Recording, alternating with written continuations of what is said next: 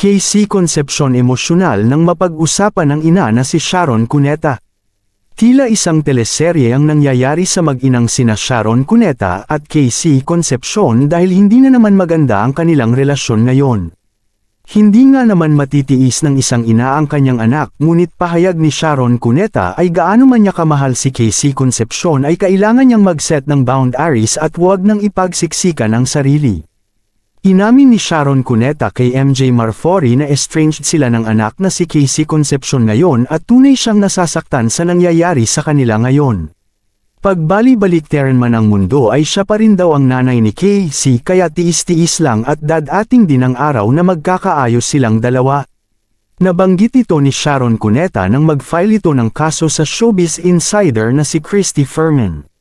Sa latest Instagram post naman ni Casey Concepcion ay nag-post nito ng isang touching message para sa ina. Ayon dito to my beautiful mama, it's your day.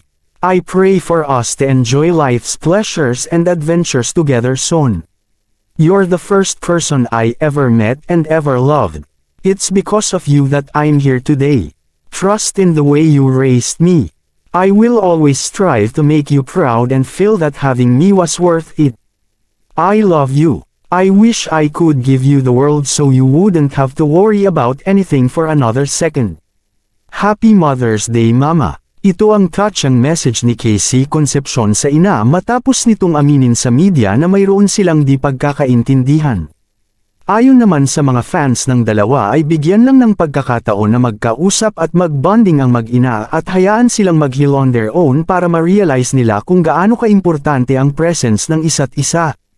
Hindi na din masyadong nagpapost si Sharon Cuneta ng mga detalye sa kanyang Instagram account upang wag nang maging magulo ang kanilang sitwasyon at walang makisawsaw na ibang tao sa kanilang mga pinagdadaanan ngayon.